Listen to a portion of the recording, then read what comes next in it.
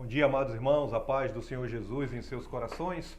Sejam bem-vindos ao canal Papiros da Verdade. Essa plataforma ela foi criada com o intuito de estudar a palavra de Deus de uma didática diferente, por uma perspectiva além da tradição oral, ou seja, daquilo que as pessoas te dizem, observando o que verdadeiramente está escrito nos manuscritos antigos, respeitando os costumes, tradições, as línguas antigas. E sejam bem-vindos em nome de Jesus. Hoje nós temos um tema muito interessante, um tema muito abrangente, um tema de certa forma controverso, um episódio em que Jesus é interpelado pelos fariseus, levando uma mulher pega em adultério, requerendo de Jesus uma execução sumária, e Jesus ele diz palavras muito poderosas, palavras que marcaram a história da humanidade, palavras vivas, palavras de transformação. E tem um fato muito curioso nesse episódio, que está no capítulo 8 do Evangelho de Iohanan. Iohanan é a pronúncia em hebraica do nome de João, no capítulo 8. Jesus ele escreve na terra, na areia, como assim queiram, ou algumas traduções descrevem esse momento.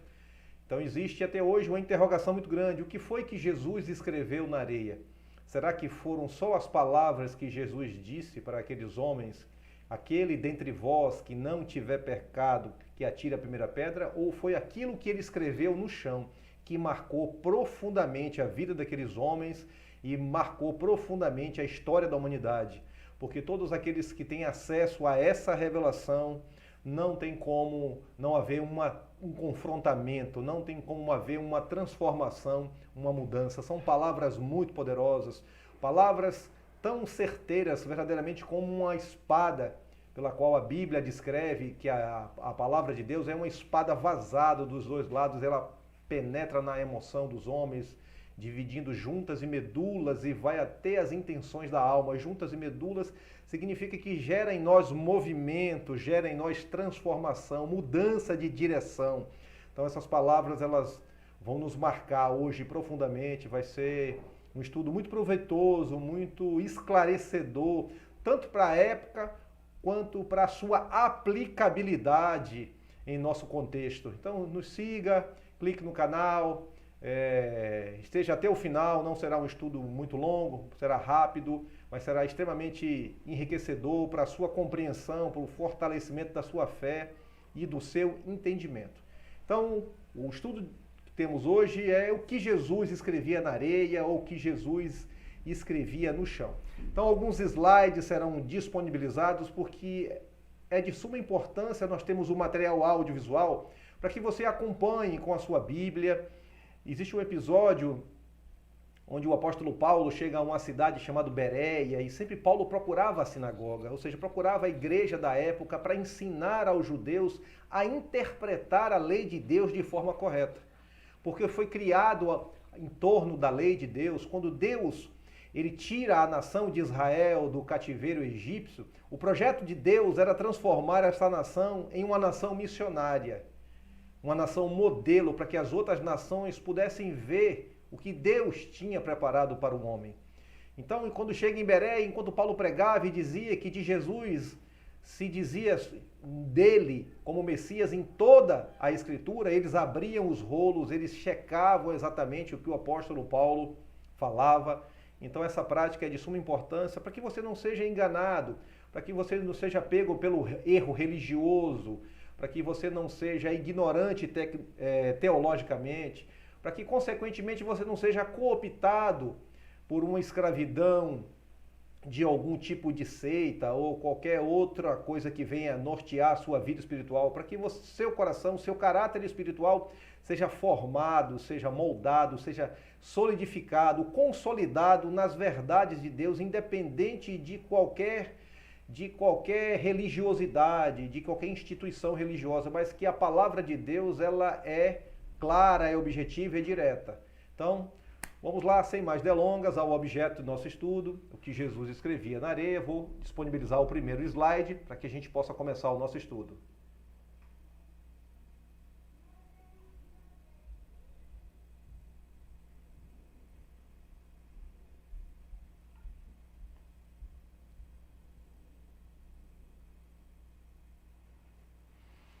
O nosso tema, o que Jesus escrevia na areia, em João 8,6. Vamos ao nosso texto básico, porque todo estudo requer um texto básico, um texto pelo qual vai nortear o nosso estudo e, à medida que a gente for desenvolvendo o tema e compreendendo, vamos precisar de textos suplementares para validar aquilo que nós estamos estudando, porque existe uma linha, existe um pilar teológico de que a Bíblia explica a própria Bíblia. O próprio Deus, preocupado com isso, ele coloca uma palavra muito esclarecedora na boca do profeta Isaías, que está no capítulo 28:10, que diz: porque é mandamento sobre mandamento, regra sobre regra, regra e mais regra, um pouco aqui, um pouco ali. O que é que significa isso? Significa, irmãos, que a Bíblia ela não é uma literatura de entretenimento. Eu não posso estudar a Bíblia apenas de forma cronológica. Eu vou começar no livro de Gênesis e vou terminar no Apocalipse. Se você for um estudante ainda sem experiência na palavra, com certeza você vai se enfadar. A Bíblia ela foi escrita num código. O próprio Deus criou essa sistemática de entendimento, de interpretação. Por quê? É o livro mais perseguido da história da humanidade. O livro que já se tentou tirar de circulação em várias gerações. Imagine se a Bíblia, as profecias fossem escritas de forma descritiva. Imagine se as profecias descrevessem exatamente a data e a hora, o local. Ela não mais existia, então ela foi escrita através de um código. Então, às vezes, a resposta que eu preciso, no Evangelho de João, nós podemos encontrar em um dos profetas, no Apocalipse, ou em qualquer outro livro do Velho Testamento. Então, assim, é dessa forma que esse quebra-cabeça celestial é montado. É dessa forma que nós devemos estudar a palavra de Deus, confrontando ela com outros versículos de outros livros, que desta forma nós vamos criar um esqueleto, nós vamos criar uma sustentação de verdade. E a Bíblia, ela tem um fundamento e um título que nenhuma outra literatura no mundo tem. Ela é classificada, ela tem uma inerrância. O que é que significa isso? Que Deus, durante 1.500 anos, ele usou 40 pessoas em 3 continentes diferentes, pessoas em épocas diferentes, que nunca se conheceram, mas não existe contradições, não existem mentiras na Bíblia. E isso é um fato sobrenatural.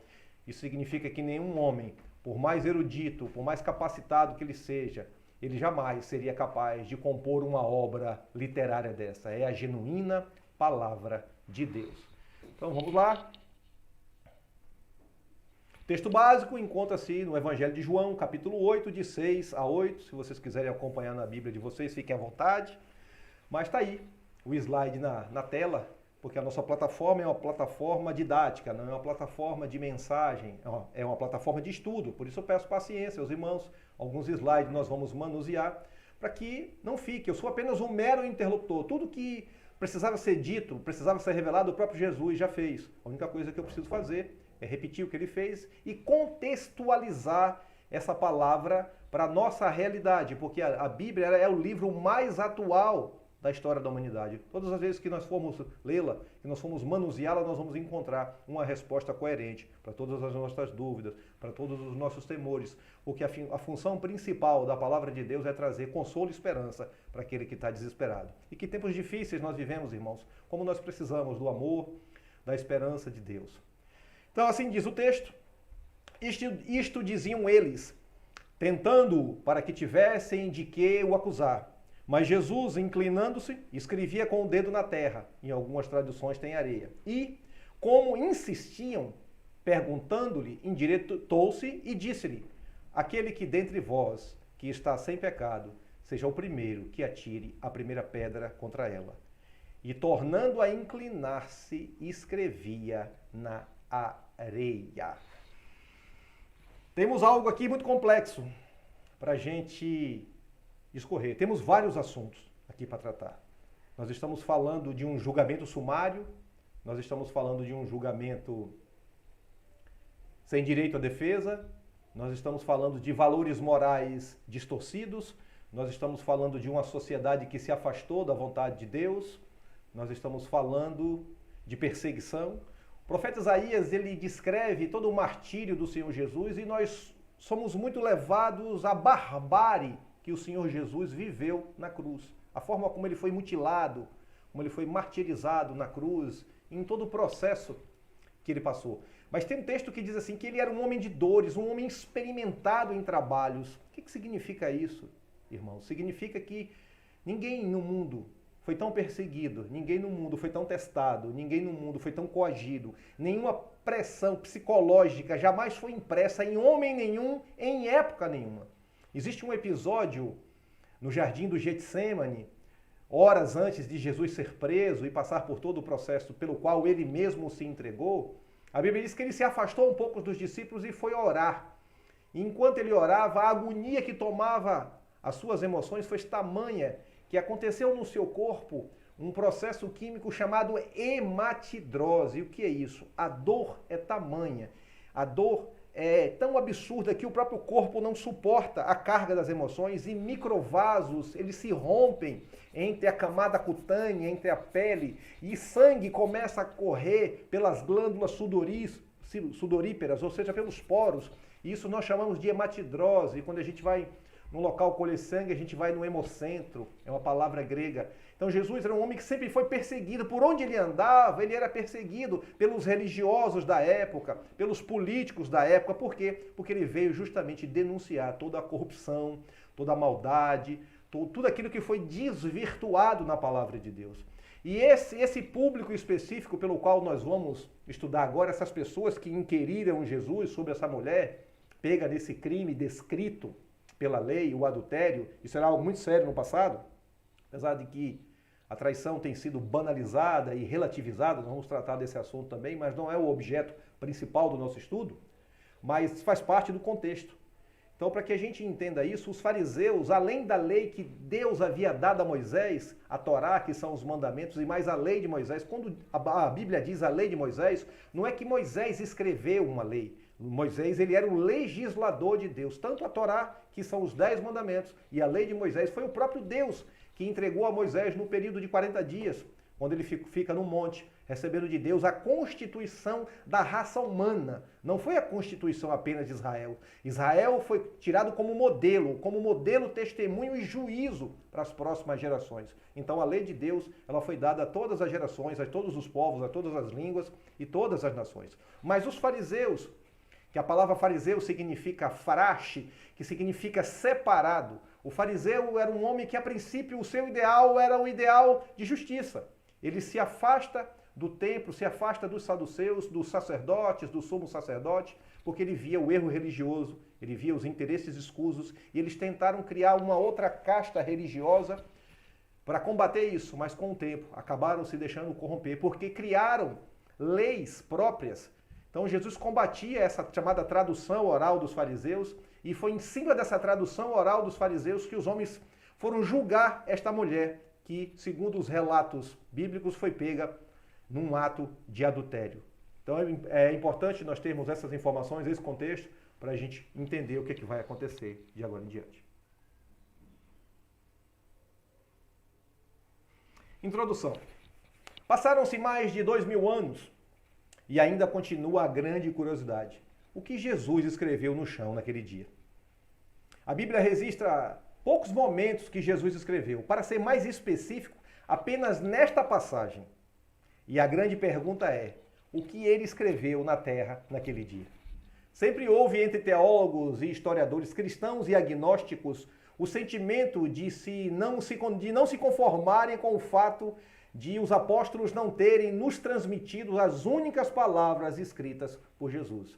Curioso, essa foi a única palavra que Jesus escreveu, e ele escreveu na terra, no chão, na areia. Em nenhum outro local, em nenhum outro papiro, em papel, pergaminho, tablete cuneiforme, que era o tablete de argila que as pessoas escreviam. Em nenhum outro documento vétero, ou seja, no Velho Testamento ou neotestamentário, no Novo Testamento nós vamos encontrar nenhuma linha escrita por Jesus a não ser essa. E justamente esta linha os apóstolos não informaram o que foi que Jesus escreveu. E eles estavam presentes e eles foram testemunhas oculares do que Jesus escreveu.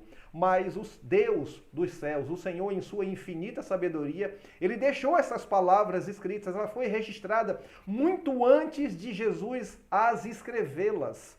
Isso é tremendo, irmãos. O próprio Deus, ele vai guardando na história as respostas futuras, sabendo de nossa inquietação, sabendo da nossa necessidade dele, porque existe um vazio dentro do homem que não é preenchido por nada nesse mundo. Por mais poder que você tenha, por mais riquezas que você possa acumular, o vazio que tem dentro de cada homem, de cada mulher, é do tamanho do Espírito Santo de Deus. E isso é preenchido pelas verdades de Deus. Tudo em nós se manifesta de forma intelectual. Existe uma luta muito grande. Eu costumo dizer que o caminho mais longo que podemos percorrer da nossa mente até o nosso coração parece um espaço pequeno, ele é muito pequeno geometricamente, mas é um passo grande diante da eternidade, pequeno aos olhos dos homens, mas grande diante de Deus. E se nós compreendermos essa necessidade, irmãos, nós vamos aceitar as nossas realidades. Quando Jesus disse: vinde a mim, vós que estáis cansados e oprimidos, e eu vos aliviarei. Aprendei de mim, que sou manso e humilde, e o meu fardo é leve, o meu jugo é suave. Jesus quis dizer assim, ó, mesmo nesse ambiente de pecado, mesmo nesse mundo que jaz no maligno, nesse mundo tão difícil, mesmo vivendo numa sociedade tão cruel, ver mesmo você não se aceitando, desde o seu corpo até o seu estado emocional e social, eu posso dar a você o entendimento e a aceitação de todas as coisas. Eu posso transformar os anos da sua vida muito mais suaves dos quais você podia imaginar. E essa resposta está em Jesus, está na sua palavra. Porque a Bíblia, irmãos, ela não é algo descritivo, ela é algo prescritivo. O que significa isso? Quando a gente está doente, e hoje muito mais do que nunca as pessoas estão adoentadas, né, diante dessa pandemia, existe um questionamento: qual tipo de remédio usar, qual é o mais eficaz, ou o que é mais economicamente interessante para as nações e para os conglomerados. A Bíblia, ela é prescritiva, ela é remédio para a loucura do homem, ela é remédio para a dor do homem, ela é remédio para o buraco emocional, ela é remédio para o suicídio, ela é remédio para a depressão, ela é remédio para tudo. Porque a palavra de Deus diz que um rosto, um sorriso no rosto, ele aformoseia o coração. Significa que a felicidade é remédio. E a verdadeira felicidade, irmãos, não está na felicidade relativa das conquistas. Observem que sonhamos, projetamos, e à medida que a gente consegue aquilo que a gente mais quis se materializa, gradativamente ao longo dos dias, ao longo dos anos, isso vai perdendo aquele sentido e aquela vontade. E aí nós temos uma outra demanda, e nós vivemos assim nessa dízima periódica emocional e não encontramos satisfação. Mas em Jesus existe satisfação. Então Deus guardou essas palavras com muito carinho, muito antes de Jesus as escrevê-las, porque a profecia é uma promessa de algo que será cumprido. Então, para provar a grandeza dele, a deidade dele, de que realmente ele é Deus e ele é criador de todas as coisas, ele é onisciente, onipresente, onipotente, ele deixou essas palavras guardadas num livro de um profeta. E à medida que esse estudo discorrer, nós vamos aprender e vamos ficar maravilhados, e mais uma vez a nossa fé será solidificada. Um novo fundamento será introduzido em seus corações. Para a glória de Deus. Amém? Vamos lá. Contexto histórico. E os escribas e fariseus trouxeram-lhe uma mulher apanhada em adultério. E, pondo-a no meio, disseram-lhe: mestre, esta mulher foi apanhada no próprio ato, adulterando. E na lei nos mandou Moisés que tais sejam apedrejadas. Tu, pois, que dizes? Isto diziam a eles, tentando-o para que tivessem de que o acusar. Mas Jesus, inclinando-se, escrevia com o dedo na terra. João 8, de 3 a 6. Então observem que todos os atos dos escribas, dos fariseus, dos próprios saduceus, que era a classe eclesiástica daquela época, e inclusive também os políticos daquela época, Jesus denunciava todas as anomalias da raça humana. E eu quero abrir aqui um parêntese, um adendo, para repetir uma palavra que o rei Salomão, o sábio Salomão, escreveu no livro de Eclesiastes, no capítulo 1, versículo 9, ele disse assim, ó: o que se fez é o que se há de fazer, o que se foi é o que há de acontecer, de sorte que não há nada novo debaixo do sol. Ele está dizendo que debaixo do sol, ele não está falando que é na endosfera ou na estratosfera, não é na camada de gases ou no espaço, mas abaixo do sol nós estamos falando da nossa atmosfera, onde se respira ar. Ou seja, as mesmas demandas, as mesmas anomalias da humanidade continuam sendo as mesmas. Mudam-se as culturas, mudam-se as formas de se apresentá-las, mas os desejos, a maldade, a crueldade, a impiedade, a negação da verdade de Deus, da existência do Senhor, de que é o Deus criador de todas as coisas, continua mesmo. Continua mesmo. Então nós estamos aqui com algo muito sério para poder entender e poder contextualizar. Então vamos lá. O que diz a lei sobre o adultério? Verdadeiramente eles estavam corretos no que diziam a lei. Mas observem a interpretação errônea, a interpretação gritante e esdrúxula que eles fizeram. Aqui está escrito no livro de Levítico, capítulo 20, versículo 10, e diz assim: também o homem que adulterar com a mulher do outro, havendo adulterado com a mulher do seu próximo, certamente morrerá o adúltero e a adúltera. Eu não me recordo, em ler no texto básico, ter um homem junto para ser julgado. Nós só víamos a mulher. Então nós vamos começar a identificar os 4 principais erros que esses homens chamados de fariseus, os fariseus, eles controlavam as sinagogas. A sinagoga, irmãos, era um local de estudo da palavra. É um modelo que nós temos hoje nas nossas igrejas, né? Então, existia em Jerusalém, no tempo de Jesus, mais de 300 sinagogas, ou seja, os fariseus tentavam cooptar a mente das pessoas de forma intelectual e os saduceus no templo tentavam prender as pessoas com religiosidade, com julgo.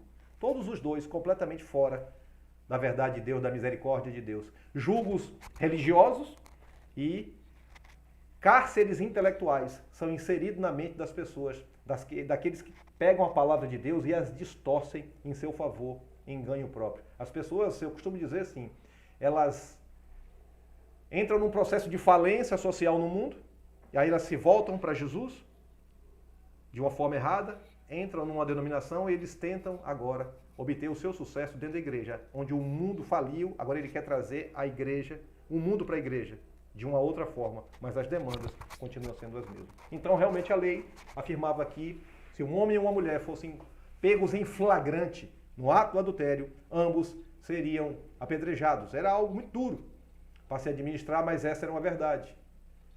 Então, observem como o próprio Deus, ele tem misericórdia. Imagine se a gente usasse essa lei, fosse hoje. Se constasse essa lei no nosso Código Penal, acredito que só os animais habitassem na face da terra. Mas o nosso objeto de estudo não é exatamente o adultério, mas nós estamos fornecendo contextos para que a gente possa entender o que estava acontecendo naquela época. Então, primeiro, para a gente entender isso, Jesus ele não tinha autoridade legal, cível, para julgar ninguém. Mesmo porque ele mesmo disse que ele não veio aqui julgar ninguém, ele veio buscar o que se havia perdido. A condição da vinda do Senhor Jesus, dos Messias, foi como Senhor e Salvador do homem. Ele não veio destruir ninguém, ele não veio julgar ninguém, ele não veio condenar ninguém. Ele ainda estava nessa época como Messias, como Salvador. Naquela época, dentro da própria tradução dos fariseus, tivemos uma pequena queda de sinal aqui, mas tudo voltou ao normal. Então, retomando o nosso estudo, nós falávamos sobre os 4 erros que os fariseus cometeram. Primeiro, eles quiseram transformar Jesus num juiz. E Jesus não veio para julgar ninguém. Mesmo porque existia já uma constituição e uma instituição chamada Sinédrio. A palavra Sinédrio significa 70. Eram os 70 homens que Moisés escolhe no período do Êxodo para julgar as pessoas. As pessoas só podiam ser julgadas no Sinédrio, com direito à defesa, com testemunhas, com acusação, e teria que ter um quórum mínimo de 33 pessoas para que um julgamento acontecesse. E eles não queriam julgar a mulher, eles queriam executá-la. O que eles queriam mesmo é pegar Jesus no erro. O segundo, só tinha mulher, cadê o homem? Levítico diz que o homem e a mulher, eles deveriam ambos serem julgados por esse ato.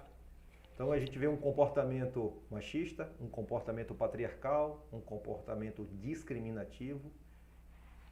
Diante de Deus, não existem gregos, não existem judeus, não existe homem nem mulher. Todos nós somos iguais diante de Deus. Somos carentes da mesma misericórdia e do mesmo perdão de Deus. Então esse é um dos erros. O segundo erro, a discriminação, o machismo e o comportamento injusto e patriarcal, porque o homem não estava presente. Então nós vemos claramente aqui duas violações graves.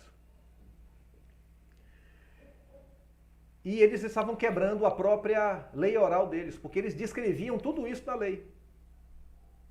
Então tudo isso foi feito como um teatro, usando essa pobre mulher pecadora, carente de misericórdia, tanto quanto eu, quanto você, como todos da raça humana, dependemos da misericórdia de Deus.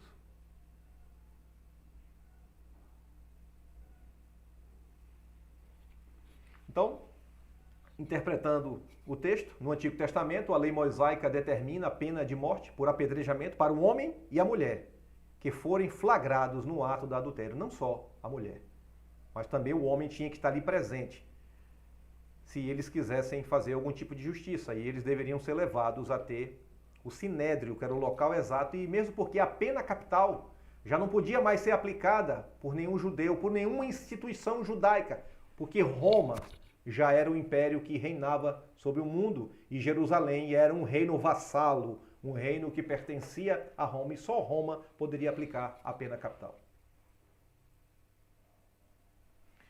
Mas vamos falar um pouquinho o que a Bíblia Sagrada fala sobre adultério. É importante a gente ter esse contexto, apesar de não ser o objeto principal do nosso estudo, mas faz parte desse estudo. Olha o que a palavra de Deus descreve isso.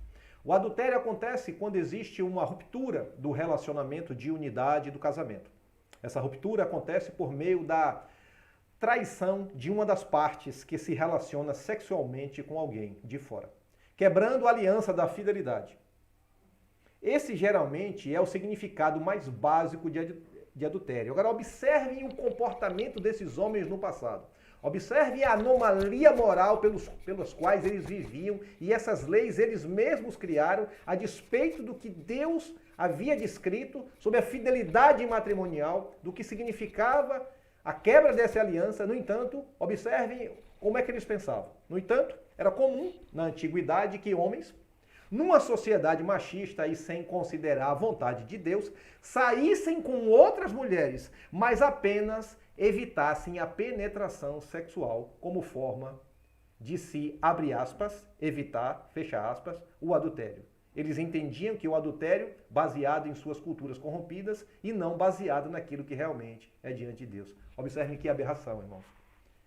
Então o cara saía com a mulher, a manipulava de todas as formas que ele entendia e que ele conhecia, mas ele evitava a penetração. Irmãos, nós precisamos botar um fim na hipocrisia da humanidade. A pureza está no coração, a pureza está no olhar. As pessoas, muitas vezes, elas se auto-intitulam ter algo, mas já perderam há muito tempo. A pureza das pessoas, tanto na relação da impureza sexual, como na pureza da justiça, ela está na intenção no coração. E não apenas na materialização da coisa. Observe como Jesus encarava isso, como isso foi um choque para aquela sociedade corrupta, para aquela sociedade impiedosa, aquela sociedade patriarcal, onde não havia respeito por nada. E Jesus veio justamente denunciar isso, e ele continua denunciando isso, porque as suas palavras são eternas. E conhecereis a verdade. Para tratar desta anomalia comportamental, Jesus traz uma profundidade nunca vista a respeito do que realmente significava adultério diante de Deus. Olha só o que Jesus disse. Eu, porém, vos digo, qualquer que olhar para uma mulher com intenção impura no coração, já adulterou com ele. Então, verdadeiramente, irmãos, é a intenção do coração. Se você deliberadamente tiver a intenção no coração, e aí, para alguns aspectos da vida, ainda que essa coisa não se materialize naquele momento, isso diante de Deus é pecado. Não é algo fácil de se entender. Existe uma palavra no livro de Levítico, Levítico 5:17, que diz assim, ó, se alguém pecar ou fizer contra algum dos mandamentos do Senhor aquilo que não se deve fazer, e mesmo sem perceber, será culpado e levará a sua iniquidade. No passado, irmão, no sistema sacrificial, ou seja, o perdão de Deus sendo de forma didática materializada no sacrifício de animais, aquilo ali era algo didático, a chegar a ter Jesus, o Cordeiro de Deus, existia um pecado chamado expiação, ou seja, pecado pela culpa. O que é pecado pela culpa? Mais ou menos assim, irmãos. Quando eu transgrido a lei de Deus e eu sou ignorante.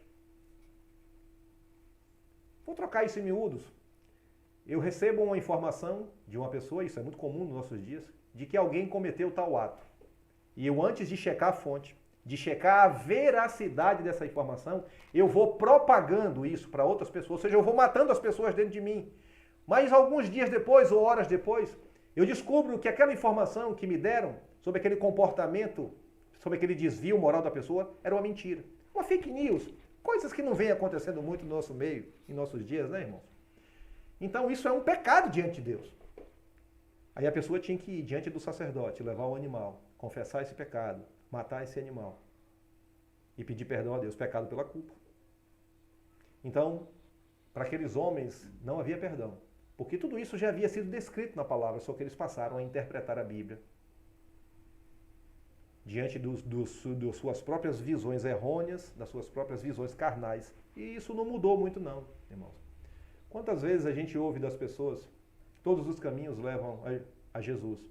Mas Jesus ele diz assim, eu sou o caminho, a verdade e a vida. O caminho, artigo definido. Ninguém vai a Jesus, ninguém vai ao Pai, senão por Jesus. Então não todos os caminhos não levam a Deus. E essa é um pecado, uma anomalia. Ah, mas as pessoas, a Bíblia, cada pessoa tem a sua própria interpretação. Eu digo, ter a sua própria interpretação é algo livre, inerente. Faz parte da sua liberdade de se expressar, mas isso não significa que isso seja a verdade. Então é mais ou menos por aí. Levítico 5,17. Se alguém pecar e fizer contra algum dos mandamentos do Senhor aquilo que não se deve fazer, será culpado e levará a sua iniquidade. Não existirá desculpas. Ninguém será perdoado pela ignorância. Sabe por quê? Porque a Bíblia foi deixada como testemunho, como justiça e como juízo. Não existem surpresas em Deus. Deus ele não é um ser de sortilégios, não é um ser de armadilhas. Deus avisadamente, muito antes, ele vai informando todas as suas ações, todos os seus juízos. Muito antes de Deus tomar uma decisão, ele vai dando condições do homem entender, do homem se arrepender, do homem mudar, para que o juízo de Deus cesse sobre a vida. E esses homens viviam dessa forma. E Jesus veio e lançou uma palavra dura no coração dessas pessoas, porque Jesus ele veio para confrontar. Ele não veio trazer a paz para o mundo, a despeito da visão que se tem dele de um guru, de um sábio. Jesus ele veio trazer o confrontamento. A Bíblia, ela me esbofeteia. A Bíblia ela não é janela, ela é espelho.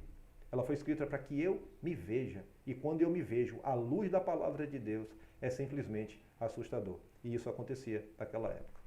Mas vamos caminhar.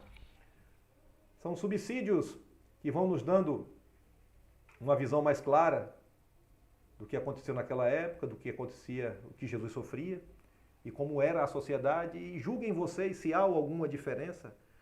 Hoje nós não apedrejamos materialmente, mas nós apedrejamos com palavras. Quantas pessoas são julgadas sem direito à defesa? Quantas execuções sumárias nós fazemos no nosso dia, no nosso meio, no nosso trabalho, na nossa família, na nossa casa? Então se faz necessário nós repensarmos toda a nossa vida. Porque existem dois mandamentos que são o sustentáculo da nossa fé e é o caminho para a salvação. Amarás o Senhor teu Deus de todo o teu coração, de toda a tua força, de todo o teu entendimento. E amarás o teu próximo como a ti mesmo. Sem esses dois mandamentos, irmãos, nada do que a gente fizer será trapo de imundícia diante de Deus. Não haverá justiça. Então o apedrejamento de hoje é feito com palavras e não mais com pedras, como era no passado.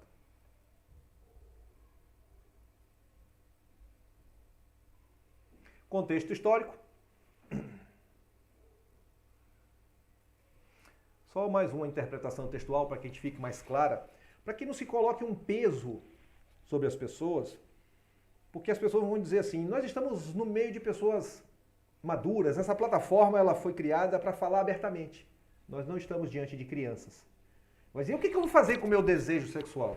O que eu faço quando eu estou diante de alguém que eu me sinto atraído? Será que isso... Eu não posso tratar isso como um tabu.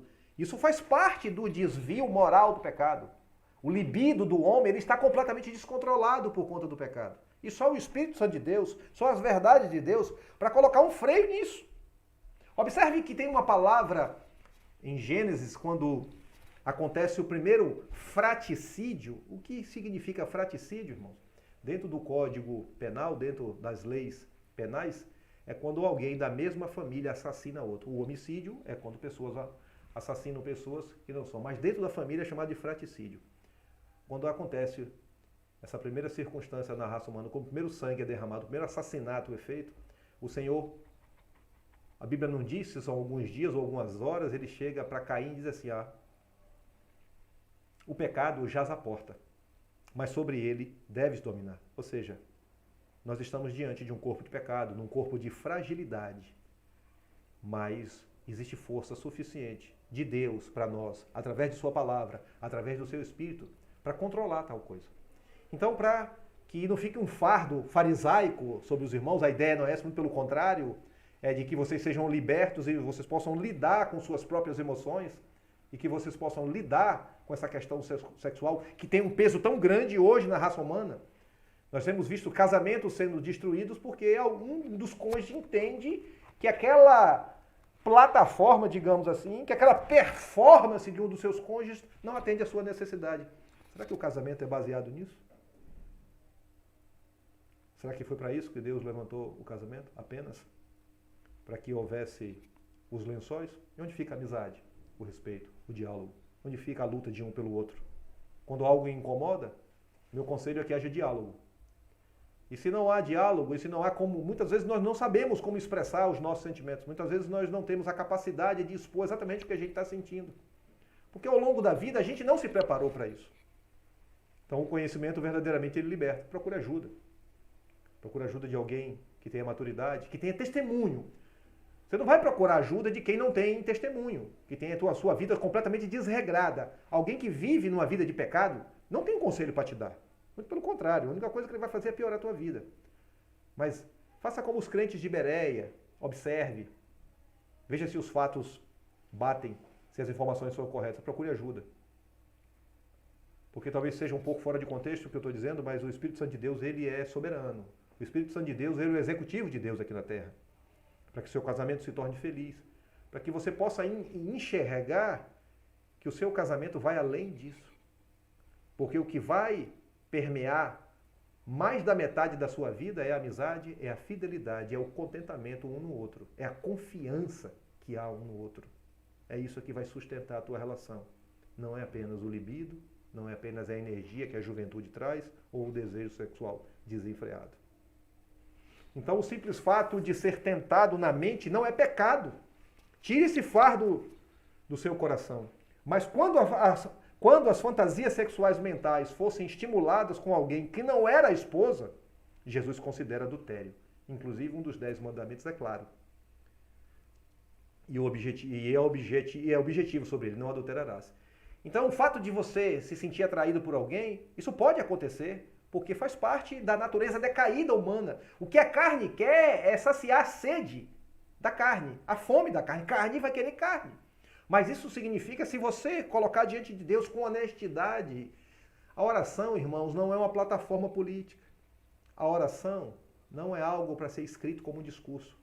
É algo simples, direto. O que adianta você esconder de Deus o que você sente e você falar para Deus como se você estivesse falando diante de um delegado, de um juiz? Existe mais temor dos homens do que de Deus. Então isso pode acontecer na sua vida. O que você não pode é dar vazão a isso, porque o pecado jaz à porta, mas sobre ele deves dominar. A oração, o jejum, a confissão do pecado, isso é remédio para a mudança do desvio moral. Então esse é só mais um lembrete que a palavra de Deus nos dá para tirar esse fardo dos nossos corações. A Bíblia diz assim, se o teu olho te escandaliza, arranca e tira fora.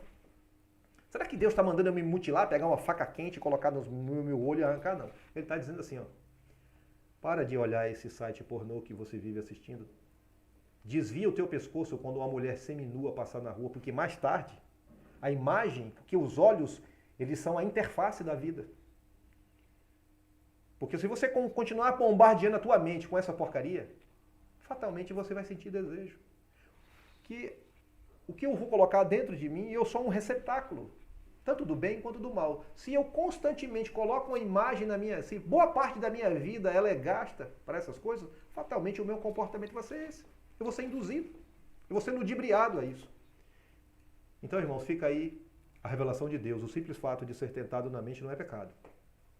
Mas quando essas fantasias sexuais mentais forem estimuladas com alguém que não é a esposa, aí Jesus considera como adultério. Inclusive, um dos 12 mandamentos é claro. E o objetivo sobre não adultério. Isso é adultério. E os homens achavam que é apenas a materialização da penetração sexual naquela época é que configurava o adultério. Observe que anomalia, que aberração comportamental, que desvio moral terrível. Então é importante a gente conhecer a história. Eu costumo ser, aqueles que me conhecem mais intimamente, eu costumo revelar alguns tesouros que o Senhor Jesus me deu. E eu posso dizer para vocês que conhecer o passado me faz entender o presente e saber o que esperar do futuro. Então o conhecimento liberta o homem verdadeiramente. Então eu posso medir a minha vida por hoje, pelo passado, porque tudo que havia sido revelado já foi revelado. Nada mais vai ser escrito ou reescrito. Deus não é um Deus que governa com medidas provisórias. Os planos de Deus são muito bem postados e diretos e objetivos. Não há variação. A Bíblia diz que não há variação nele. Pense em alguém no estado de bondade o tempo todo, por toda a eternidade. Assim é o nosso Deus. Amém por isso? Contexto histórico. Agora nós vamos entender por que eu tive que trazer toda essa história, toda essa revelação a vocês, para poder entender o que Jesus escrevia na areia. Olha o que a história diz. Nós estamos exatamente nesse dia. No dia que Jesus escreveu na areia, é o que está escrito aqui em Levítico 23, 24. E no último dia, o grande dia da festa. Que festa é essa, irmãos? Existia uma relação de festas que o próprio Deus, ele determinou a nação de Israel para fazer. E uma dessas festas era a festa dos tabernáculos. O que significa tabernáculos, irmãos? Significa que enquanto os homens estavam no êxodo, saindo do Egito até a terra prometida, elas viviam em cabanas no meio do deserto. E essa festa é para justamente lembrar desse tempo. É chamada festa dos tabernáculos ou festa da cabana. Olha o que o livro de Levítico diz. E no último dia, o grande dia da festa, Jesus pôs-se em pé e clamou dizendo: se alguém tem sede, venha a mim e beba. Quem crê em mim, como diz a Escritura, rios de água viva correrão do seu interior. O que Jesus está falando? Que sede é essa? Será que era uma sede do corpo, a sede biológica? Não. A sede da verdade, a sede da justiça, a sede da misericórdia, a sede da libertação, de todo aquele contexto social, de todo aquele contexto religioso anômalo, pelas quais se pregavam os fariseus, os saduceus, toda aquela sociedade corrompida. Jesus está dizendo: eu vim trazer para vocês o que Deus já havia escrito, só que para vocês foi cerceado, foi tirado por esses homens que não mais servem a Deus, mas servem a si mesmos e os seus próprios desejos. O texto narra sobre a festa dos tabernáculos. Sabemos que essa festa dura 7 dias. E o 8º dia é chamado de dia da convocação. Neste dia, todos deveriam estar no templo em Jerusalém. Olha o que diz Levítico, a validação. Ou seja, durante 7 dias os judeus comemoravam essa festa. Só que no 8º dia, todo mundo tinha que estar no templo. Com um culto nacional. Toda a cidade de Jerusalém, todos que pudessem ir a essa festa tinham que estar neste dia no templo, louvando a Deus, observando a palavra. Aí o Senhor diz: ao 8º tereis santa convocação e oferecereis ofertas queimadas ao Senhor. Dia solene é, nenhuma obra servil fareis. Então nesse 8º dia, todos tinham que estar no templo e não na rua, acusando nem julgando ninguém de forma vil e cruel. E esses homens estavam no meio da rua fazendo esse tipo de coisa, perseguindo a palavra de Deus, perseguindo a Jesus e usando essa pobre mulher pecadora como instrumento do seu mal, como instrumento da distorção e na tentativa de calar a voz de Deus, que era o próprio Deus na terra. Eu costumo dizer que Jesus, ele miniaturizou, ele atomizou todo o universo dentro dele num corpo de carne. O próprio Deus, o próprio universo, a própria criação se fez como um de nós. E esse dia o erro começa por aí. A falta de observação da palavra de Deus, porque eram judeus, eles tinham obrigação de estar no templo. E o que eles estavam fazendo no meio da rua? Julgando pessoas de forma errada, de forma desonesta e de forma cruel. Então a gente já começa a entender o contexto aqui. Primeiro, de todos os erros, o mais gritante é esse. Porque se estivesse na casa de Deus, se estivesse aprendendo da palavra de Deus, não tinha tempo para fazer essa aberração e essa crueldade que estavam fazendo com essa mulher. Porque trouxeram só a mulher, não trouxeram o homem. Então é uma sucessão de erros, uma sucessão de abismos que a gente vem descobrindo ao longo da história. E como é importante você entender por essa perspectiva histórica, para que você entenda o contexto espiritual e a aplicabilidade dessa palavra em nossos dias. Não temos apedrejamentos hoje, desta forma tão cruel, mas temos o apedrejamento social. Nós costumamos a criar também a nossa própria tradição oral. Nós temos os pecados sociais, nós enumeramos os pecados sociais e nós achamos que esses são os pecados que são aberrantes e que nós devemos apedrejar. Nós devemos execrar as pessoas e nós não temos que ter misericórdia com essas pessoas. Então existe muita hipocrisia no nosso tempo, como também existia no passado, porque não há nada novo debaixo do sol. As demandas humanas, o comportamento humano é o mesmo. As depravações são as mesmas. A falta de misericórdia é a mesma, não mudou nada. A única coisa que fez é avançarmos na história, porque o juízo de Deus está próximo. Interpretação textual. Então aqui fica uma observação. O acontecimento foi depois da festa dos tabernáculos, um dia muito importante chamado de Dia das Convocações. Era para todos estarem no templo, inclusive os escribas e fariseus que estavam acusando a mulher. Entretanto, por que Jesus escreveu no chão?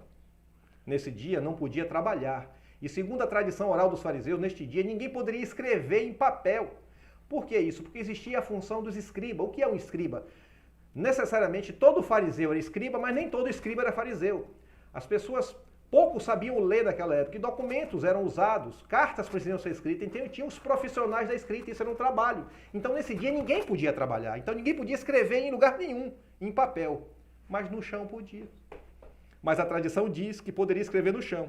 Se Jesus estivesse escrevendo em papel ou parede, ele estaria quebrando a tradição oral dos fariseus. Porém, a tradição oral autoriza escrever no chão. Aqui quebramos o grande mistério, porque Jesus escreveu no chão. Por isso não foi uma questão circunstancial. Não foi uma questão de oportunidade, mas Jesus ele veio para cumprir tudo. E até a tradição oral desses caras, Jesus não quebrou. Ele foi justo em tudo. Ele colocou vários contrapontos em relação aos fardos que essas pessoas colocavam sobre a sociedade, mas ele foi justo em todas as coisas. Então, a gente já começa a entender.